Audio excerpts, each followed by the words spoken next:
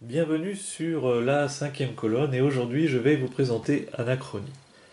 Avant d'en parler, je vais revenir sur l'actualité de la chaîne car si vous me suivez, eh bien vous avez dû voir que ça fait un long moment qu'il n'y a pas eu de vidéo.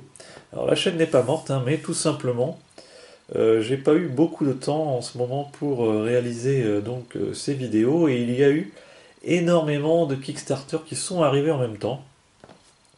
Alors le temps de tester les jeux, les jouer, voilà, faire des traductions de règles aussi, de fac, etc., etc. Bien tout s'est voilà embrigué et j'ai pas eu le temps, voilà, j'ai plutôt passé du temps à jouer et à tester ces jeux plutôt qu'à réaliser ces vidéos. Et donc je vais remédier à ça, donc je vais poster plusieurs vidéos à la suite pour vous présenter tous les jeux Kickstarter en général que j'ai reçus dernièrement. Le plus gros jeu que j'ai donc reçu eh bien, et qui me plaît énormément, c'est donc Anachronie, qui est pour moi un des top 2017. Et donc je vais donc vous en parler immédiatement. Alors Anachronie, déjà ce qu'on peut voir, c'est que c'est une énorme boîte très très lourde, avec beaucoup de matos à l'intérieur. Alors Anachronie, jeu pour 1-4 joueurs, pour environ 30 minutes par joueur, 15 ans et plus. Alors un jeu de David Turci, avec Victor Peter et Richard Hamann, édité par Mind Clash Games. Alors on va tout de suite regarder le dedans de la boîte, sachant que cette édition est l'édition Leader Box, avec des exclusivités Kickstarter, et donc que ça ne sera pas la version que vous retrouverez dans le commerce, bien évidemment. Alors je ne sais pas s'ils feront la Leader Box ou au moins des add-ons concernant les figurines, je vais y revenir à l'achat dans le commerce, mais ça je vous montrerai la différence qu'il y aura par rapport à la version que vous pourrez trouver dans le commerce.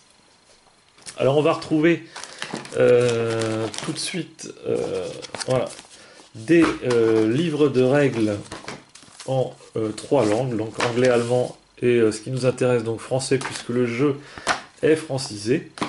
Donc ça c'est un gros avantage, en tout cas pour le livre de règles, puisque tout le matériel de jeu ne comporte aucun texte.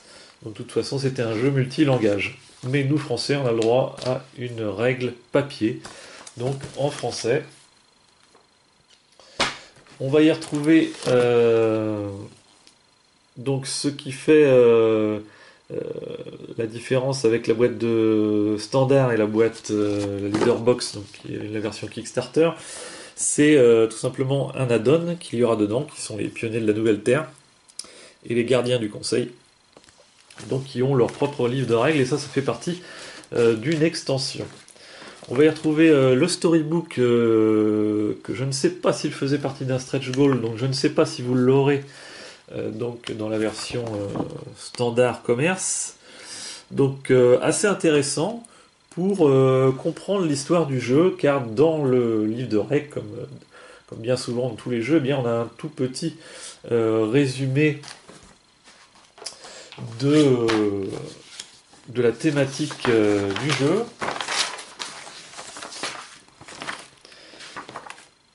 Voilà, une petite page qui nous explique l'histoire du jeu, car le jeu se veut quand même assez thématique. Et donc, avec le storybook, qui n'est pas traduit, donc qui est en anglais, eh bien, vous comprenez depuis le premier jour et tous les événements qui ont suivi derrière, eh bien, comment on est arrivé à ces événements qui se produisent donc dans Anachronie. Voilà, vous aurez aussi l'histoire de toutes les factions, puisqu'on va représenter 4 factions, 4 voix dans Anachronie. Vous avez aussi des superbes illustrations, bien sûr. Par contre, tout est en anglais. La voie du progrès. Chaque leader aussi sera expliqué dans le storybook. ainsi que le mode solo, le chronobot, puisqu'il y a un mode solo dans le jeu, et le gardien du conseil qui fait partie d'un add-on. Par contre, je ne sais pas, je vous le répète, si le storybook fait partie de la boîte de base ou de la boîte spéciale Kickstarter. Ensuite, on va y retrouver, comme vous pouvez le voir, une multitude de matos que je ne vais pas vous présenter en détail tellement il y en a, mais voilà.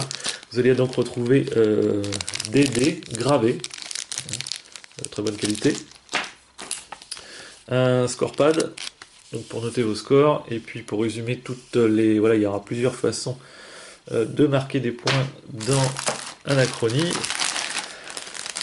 On va retrouver une multitude de bâtiments, ce qui fait que les parties vont toujours être différentes, puisque les bâtiments ne vont pas sortir tous de la même façon, dans le même ordre, à chaque partie. Donc voilà, tout est iconographique dans ce jeu. On y reviendra, on a des bâtiments plutôt portés sur l'eau, et puis sur la production, des centrales d'énergie. Très bonne qualité de matériel, j'en ai pas parlé, mais tout le matériel qu'il y a dedans, c'est vraiment de la bonne qualité. Alors je crois qu'actuellement le jeu, il est vendu, le jeu de base, dans les 70 €, ce qui peut paraître cher, mais au vu du matos, on n'est vraiment pas volé sur la qualité du matériel, par rapport à certains jeux qui pourraient être vendus dans le même prix, avec du matériel de moins bonne qualité. On va y retrouver d'autres tuiles très très épaisses, pareil, qui vont représenter les super projets.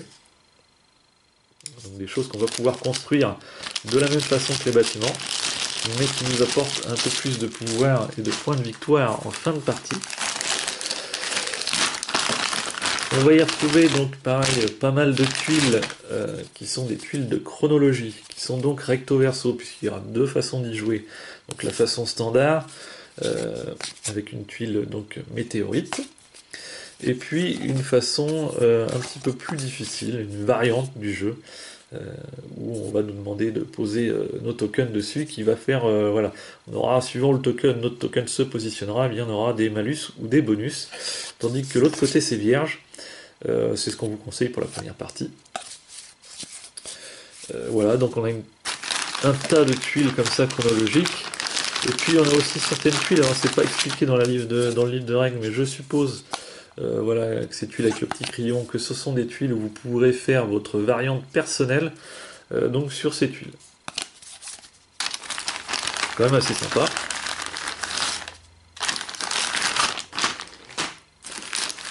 En ce qui concerne les tuiles, on va encore retrouver d'autres tuiles qui sont des tuiles qui vont intervenir après la chute du météorite dans Anachronie, donc toujours en qualité épaisse, très bonne qualité.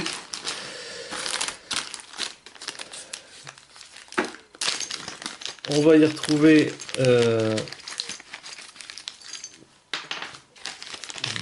les tuiles exosuites, qui vont être celles-ci. Donc c'est ces exosuites, donc c'est les tuiles qui vont remplacer les figurines. Alors sachant que les figurines ne font pas partie du jeu de base, donc si les figurines faisaient partie du leader box qui était exclusif Kickstarter, donc dans le jeu de base que vous achèterez dans le commerce, vous allez vous retrouver avec ces tuiles à la place des figurines. Donc chaque couleur de tuile représentera une des 4 voies qu'on aura dans la partie. Et donc sur ces exosuites, donc sur ces exosquelettes, vous positionnerez vos ouvriers pour pouvoir aller faire des actions. Mais en tout cas dans le jeu de base, c'est ces tuiles qui vont vous servir à jouer sur le plateau. On y retrouvera aussi les cartes aide de jeu dans les 3 langues. Donc là c'est celle que je ne me sers pas puisqu'on l'a en anglais, mais vous l'avez en anglais et en allemand, qui vous permettent, c'est bien pratique, de ne pas oublier les phases à effectuer pendant le jeu, et un petit rappel une fois que le météorite s'est craché. On va avoir des petites tuiles supplémentaires, probablement pour faire votre variante perso. Des petits socles qui vont vous permettre de positionner votre voie. Voilà, tout simplement, vous pourrez positionner sur le plateau, qui désigne quelle voie vous jouez. et qui désigne donc le premier joueur pendant la partie. Alors moi je n'utilise pas les petits socles, je vous dirai pourquoi après. Pour chaque joueur, pour chaque voix, donc on va retrouver ce petit carton qui vous désigne, une aide de jeu et une carte représentant vos leaders. Donc ici on a la voie du progrès si je ne me trompe pas. Chaque leader aura donc un pouvoir spécifique et vous pourrez le choisir en début de partie. On voit que les illustrations sont pas extrêmement géniales. Enfin moi j'ai un petit peu de mal avec, ça fait un peu niais comme illustration. Ils sont assez belles, mais les visages des personnages sont pas au top. Alors je sais pas si toutes les illustrations sont pareilles, j'ai pas fait attention. Mais bon, c'est un choix artistique.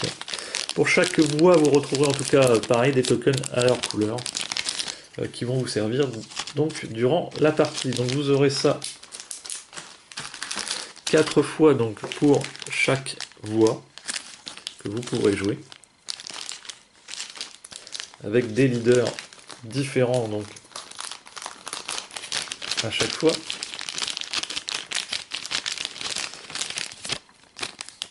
Donc le capitaine Wolf et la chasseuse de trésors Samira.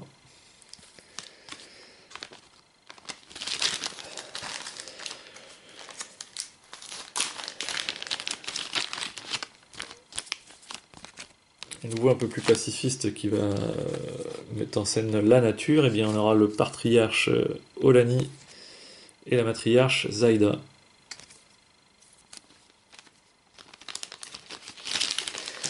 Et puis la dernière voix que l'on va jouer, voilà, la voix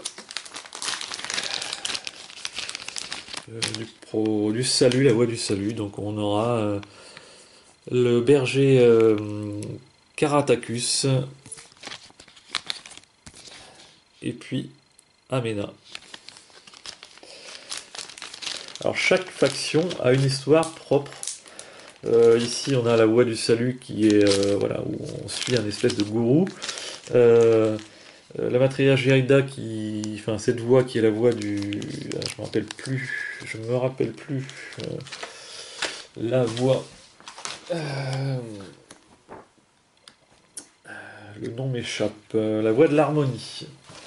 Donc la voie de l'harmonie qui elle va être basée sur une thématique nature. Celle-ci, donc avec le capitaine Wolf, qui est la voie de la domination, qui est basée dans son histoire, en tout cas sur l'eau. Hein, ils ont beaucoup de bateaux. Et puis la voie du progrès, qui elle, s'est basée au-dessus des nuages hein, pour l'histoire. Voilà. Mais ces thématiques historiques, ils n'ont pas vraiment de fonction, il n'y a pas vraiment de différence au niveau jouabilité dans le jeu. Voilà, c'est vraiment pour la thématique. On nous explique que chaque partie de la population a voilà. La voie par exemple du salut s'est enterrée sous terre et a créé une secte sous terre. La voie du progrès, qui est celle-ci, a réussi à vivre au-dessus des nuages sur des plateformes flottantes. La voie de la domination, elle, a réussi à créer une flotte navale et donc vit dans des villes qui flottent sur l'eau, tout simplement. Et puis eux vivent à l'intérieur d'un volcan où la nature a été préservée. Voilà, mais tout ça c'est vraiment thématique pour l'histoire du jeu, ça n'influence pas sur la jouabilité du plateau, même si ça change les pouvoirs des personnages et la façon dont vous allez jouer avec chaque faction, il n'y a pas vraiment de lien par rapport à l'histoire des factions. C'est juste vraiment thématique. Alors pour en revenir au matos, on va y retrouver donc un tas de tokens. Alors je ne vous les sors pas, mais tellement il y en a, je vous les expliquerai pendant... donc ça ce sont des tokens découvertes. On va y retrouver donc peut-être que ça fait partie, j'ai pas fait attention. Donc là vous allez retrouver les jetons ressources, qui sont des pions en bois. Dans la leader box, j'ai pour remplacer ces tokens en carton, pardon. Pour ces tokens en carton, des tokens en plastique, des petits culs en plastique qui sont beaucoup plus sympas. Et donc, il est possible que dans la version de base que vous allez recevoir dans le commerce, ce soit uniquement ces jetons en carton et que ces tokens en plastique ne soient pas présents. Concernant ces tokens en plastique, il y a un gros problème de lisibilité sur la couleur des cubes. Alors là, vous ne le verrez pas parce que tout simplement j'ai remplacé les cubes existants qui sont ceux-ci par des cubes plus visibles. Et j'ai rangé les autres, mais je ne sais plus où je les ai mis. Donc je ne peux pas vous montrer la différence, mais sur le plateau, les verts et les gris se ressemblaient fortement, et selon la luminosité que vous avez dans votre pièce, donc là on voit que vous devez avoir une bonne luminosité, donc vous voyez que la différence est claire et nette, mais entre ce vert et le gris existant dans le jeu, qui n'est pas celui-là, eh bien on avait vraiment du mal à faire la différence selon l'éclairage que vous avez au-dessus de votre table. Pour pallier à ça, donc ça c'est un problème connu de l'éditeur, il y a beaucoup de gens qui se sont plaints de ça, malheureusement, donc ils vont certainement faire plus attention pour la prochaine impression du jeu, donc il est possible que ces cubes fassent partie de la boîte de base, puisque pour la prochaine édition du jeu, en tout cas normalement, la couleur va changer. Il y a eu un problème à la création des cubes, et puis donc on se retrouve avec des cubes qui n'ont pas des couleurs assez prononcées, qui n'ont pas les couleurs en tout cas qu'on nous avait annoncées sur Kickstarter. On a des couleurs beaucoup plus pastel, beaucoup plus claires, translucides, et donc on a du mal à les voir sur le plateau. Pour pallier à ça, eh bien tout simplement je me suis procuré les cubes qui sont exactement du même diamètre, enfin pas diamètre mais de même cote, les cubes présents dans le jeu Pandémie Legacy. Voilà. On a des cubes marrons, alors on en a un peu moins, je crois il en manquait 2 ou 3 en nombre par rapport à ceux présents dans Anachronie, mais on a rarement, en tout cas pour l'instant dans les parties que j'ai fait, eh bien j'ai rarement utilisé tous les cubes, donc ça pose pas trop de problème, sachant que de toute façon, vous avez en plus après les cubes en carton, puisque les ressources sont illimitées dans le jeu. Donc, en tout cas, un moyen facile, si jamais vous possédez Pandémie Legacy, c'est bien de remplacer ces cubes par ceux de Pandémie. Et comme ça, la différence est flagrante au niveau des couleurs.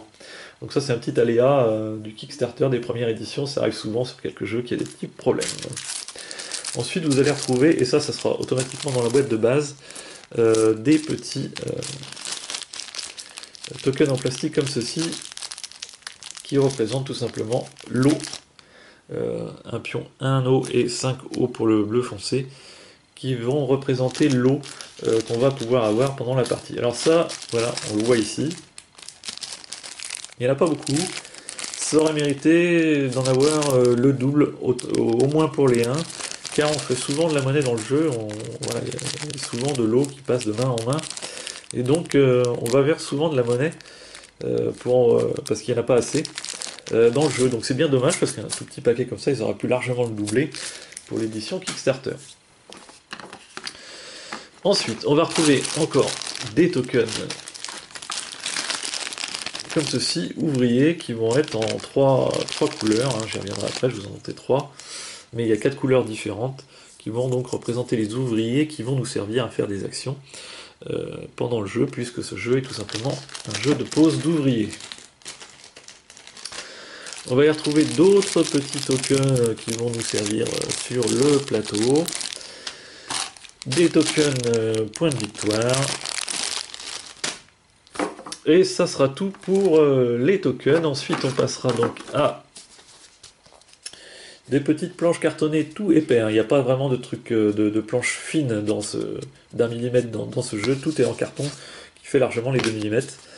Donc on va y retrouver les 4 voies qu'on va incarner donc dans le jeu. Ces planches sont recto verso, A et B. Tout simplement ce qui va changer, ça va être ici la condition de fin de partie et de point de victoire des voies. Donc on pourra choisir, et là ici on aura donc les ressources de départ, mais qui sont identiques de chaque côté. Donc on pourra choisir en début de partie, c'est un choix, quelle stratégie on va employer pour marquer des points de victoire, en choisissant tout simplement le côté A ou le côté B de notre plateau voie. Donc on a un plateau pour bien sûr chaque voie, avec des conditions différentes pour chaque voie qu'on va incarner dans le jeu, et des ressources différentes pour chaque voie aussi. On va y retrouver les cartes, je vais pas parler des cartes. Pas beaucoup de cartes dans ce jeu, donc on va y retrouver uniquement ces cartes-ci qui vont être de 3 types différents. On va avoir les cartes conditions de points de victoire en fin de partie, tout simplement. Voilà, le joueur qui aura le plus, qui sera le meilleur dans chaque condition, touchera les points de victoire. On va y retrouver des cartes qui vont nous servir à approvisionner les ressources à chaque tour. Donc qui vont représenter les cubes ressources que je vous ai montré précédemment. Voilà. Et puis, la même chose pour les ouvriers. On va approvisionner les ouvriers à chaque tour différemment. Pour pouvoir en acheter recruter des ouvriers supplémentaires, et bien chaque tour on va tirer une carte, tout simplement pour savoir ce qu'il y a de disponible sur le marché.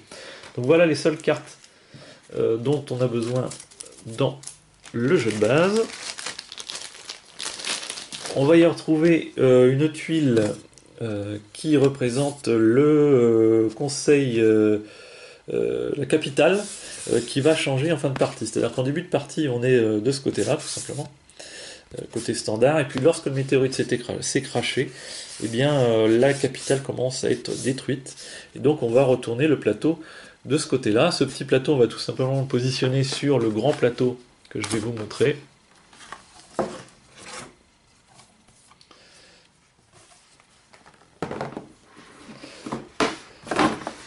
On viendra donc le positionner ici, tout simplement, au-dessus de l'image de la capitale. Alors, plateau, j'espère qu'on le voit bien, assez sympa, graphiquement. Bonnes illustrations. Alors tout est iconographique, hein, comme on peut le voir. Alors, ça peut paraître brouillon au début parce qu'il y a pas mal de choses qui apparaissent sur ce plateau. Mais une fois qu'on a expliqué les règles et qu'on commence à jouer, c'est vraiment simple et compréhensible. Alors le plateau, comme on peut voir ici, est recto verso. Selon qu'on joue à 4 joueurs ou à 2 ou 3 joueurs, ça va diminuer tout simplement le nombre d'emplacements ici pour faire des actions. C'est vraiment la seule chose qui change. Voilà, ici on n'a que 2 emplacements. Voilà, pour le côté 2 et 3 joueurs. Ici dans le coin, on nous rappelle que pour jouer sur ce plateau, eh bien, on va devoir y aller avec des exosquelettes uniquement. On ne pourra pas y aller avec des ouvriers, car dehors, l'air est encore contaminé, plein de poussière radioactive, et donc on ne peut pas sortir sans prendre de risques en étant non protégé par un exosquelette.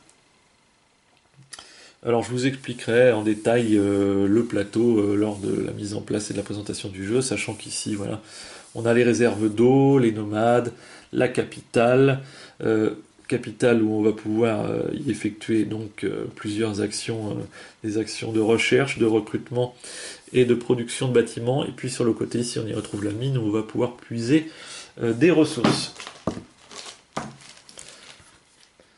Pour chaque faction, on va y retrouver son plateau personnel. Donc c'est pour ça que le plateau central est un peu de taille réduite, tout simplement parce que chaque faction va devoir avoir devant lui un énorme plateau comme ceci. Donc différent pour chaque faction. Chaque faction aura ses spécificités sur ce plateau. Donc superbement illustré, c'est pareil. Là, les illustrations sont quand même assez bien. Alors, on y retrouve la thématique que je vous disais, vous voyez. Cette voie, eh bien, elles ont des villes dans les nuages. Celle-ci, voilà, on voit que leur ville eh bien, est sous terre. Celle-ci, ils ont créé des villes sur la mer. Voilà, c'est exactement ce que je vous expliquais tout à l'heure. Et puis celles-ci, eh bien, ils sont à l'intérieur, on ne le voit pas ici, mais ils sont à l'intérieur d'un volcan où la nature a été préservée. Ces plateaux, de la même façon que les autres, sont recto-verso. Donc toutes les faces A, les plateaux, sont identiques pour toutes les voies. Donc vous allez pouvoir, et dans un premier temps, pour la première partie, c'est beaucoup mieux, jouer des plateaux strictement identiques, comme ça tout le monde joue avec les mêmes armes. La seule chose qui sera différente, c'est uniquement votre condition de fin de partie pour remporter des points de victoire, en utilisant tout simplement les plateaux que je vous ai montrés tout à l'heure. Voilà, c'est la seule chose que vous pourrez choisir, mais tout le monde choisit le côté A, comme ça, il n'y a pas de problème pour l'explication du jeu. Ensuite, mais bon, moi je préfère commencer directement du côté B, qui est varianté selon donc la faction que vous jouez, et donc ça change un peu les bonus que vous pouvez avoir sur les cases, ou la façon de faire certaines actions, etc., etc. Donc les productions de bâtiments aussi qui vont vous demander plus ou moins de ressources. Alors je n'ai pas vraiment cherché si thématiquement ces changements avaient une raison, mais en tout cas voilà, chaque chose est différente. Les points de victoire que vous allez gagner selon certaines pistes, voilà, tout va changer selon la faction que vous allez choisir. Donc je trouve le jeu beaucoup plus intéressant à jouer du côté B, plutôt que tout le monde de la même façon du côté A. Donc vous avez 4 plateaux de faction, et avec ces 4 plateaux, vous retrouverez ce plateau qui fait partie de l'extension Le Gardien du Conseil, donc que vous n'aurez pas dans la boîte de base. Donc il y a un plateau qui permet donc c'est cette fois-ci que recto, qui permet donc de jouer avec l'extension Les Gardiens du Conseil. Pour finir l'ouverture de la boîte, eh bien au fond vous allez y retrouver dans un magnifique thermoformage, pardon, eh bien les figurines qui sont absolument magnifiques. Franchement, je ne regrette pas de les avoir pris. Donc les figurines pour Anachronie.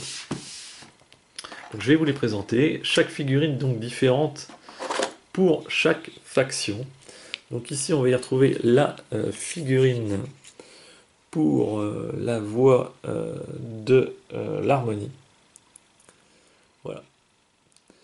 Qui donc, on le voit ici, il y a des petites lianes, voilà, on le voit ici aussi, donc, par rapport à l'histoire qui est de la nature, hein, qui font partie intégrante de la nature. Ah, donc les détails des figurines sont vraiment sans sas. Et ici vous avez en plus si jamais vous ne peignez pas les figurines, alors il y a vraiment de quoi les peindre, mais bon, ils doivent être superbes quand elles sont peintes. Mais déjà, rien que comme ça, moi je pense que je vais pas me prendre la tête à les peindre, parce que je les trouve déjà formidables comme ça. Et en plus, avec leur petit socle de base, vous les repérez facilement sur le plateau. Vous savez que c'est les vôtres. Alors la particularité de ces figurines, parce que c'est bien d'avoir une figurine, c'est qu'ils ont un petit slot où vous allez pouvoir donc y placer vos ouvriers. Et ça, je trouve ça assez sympa dans le jeu. J'ai pas encore vu ça dans un autre jeu. Et pour dire que votre ouvrier est chargé dans votre exosuite et que vous l'emmenez en dehors pour jouer sur le plateau. Moi, je trouve ça super sympa à manipuler, c'est vraiment top. Alors, vous allez retrouver donc 6 figurines par voie. Alors, voici la voie du salut, donc qui vit sous terre, donc on le voit bien, hein, c'est bien représenté par la figurine, puisqu'ici on a voilà, de quoi creuser la terre.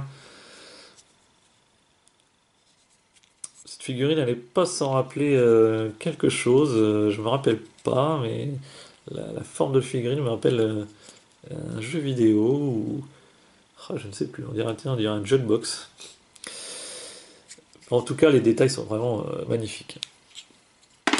On va y retrouver avec ces octopodes, eh bien, le peuple qui vit sur la mer, bien sûr. Hein.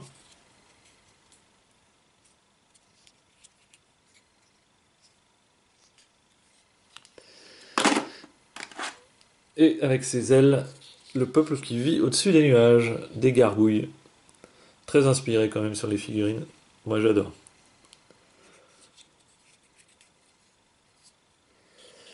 Et pour l'extension, donc c'est pour ça qu'on voit que l'extension fait partie intégrante de la leader box avec les figurines, puisqu'on a le thermoformage qui est prévu pour toutes les figurines ainsi que celle de l'extension. Donc je pense que s'ils font 2 boîtes dans le futur, ils feront une boîte avec la leader box et puis une boîte standard, tout simplement, qui comprendra donc pour la leader box, eh bien, les figurines et les extensions.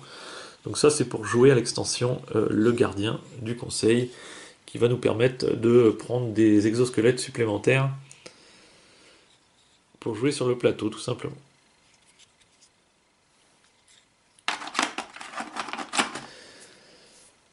Et ce n'est pas fini, puisque pour les extensions, on aura encore en plus des cartes supplémentaires. Mais donc ça ne fera pas partie de la boîte de base que vous trouvez actuellement dans le commerce, hein. On aura donc des cartes supplémentaires pour jouer aux extensions. Par contre là je me trompe, excusez-moi, c'est-à-dire que le jeu de base a déjà des extensions. On va pas parler. On va y revenir tout de suite. Voilà. Dans le jeu de base, vous aurez déjà l'extension Le Jour du Jugement Dernier et l'extension Le Chronobot qui vous permet de jouer à un joueur. Et ces extensions font intervenir du matériel que je suis en train de vous présenter, donc ces cartes. Alors je ne sais plus vraiment quelle extension, hein, si c'est celle si c'est les pionniers du Nouveau Monde ou le Chronobot ou le Jour du Jugement Dernier. J'ai un peu tout mélangé dans les extensions parce que pour l'instant je ne m'en suis pas servi. On va retrouver beaucoup plus de cartes, des cartes comme ceci qui sont des très belles cartes d'ailleurs, très bien illustrées, qui vont représenter des choses à faire sur le terrain. On va avoir de nouveaux petits plateaux cartonnés, de nouvelles cartes, un nouveau dé. Voilà, ça va faire intervenir du nouveau matériel. Donc il y avait encore du matériel de côté, hein. Des dés, un tas de cartes qui interviennent donc uniquement dans les extensions, dans les 3 extensions possibles, donc c'est-à-dire le Jour du Jugement Dernier et le Chronobot qui font partie du jeu de base. Et puis il y aura du matériel aussi pour tout simplement. Alors là j'ai pas pris la VF. Pour l'extension Pionnier du Nouveau Monde et Gardien du Conseil, donc qui fait intervenir, comme on peut le voir ici, pour le Gardien du Conseil, les figurines, un plateau et une carte condition de fin de partie. Et puis pour les Pionniers du Nouveau Monde, et bien tout simplement des cartes aventure. Ce petit plateau supplémentaire que je vous ai pas présenté, des cartes, voilà. Alors, les plateaux que je vous ai pas présentés supplémentaires pour les add-ons, c'est tout simplement ceux-là, hein.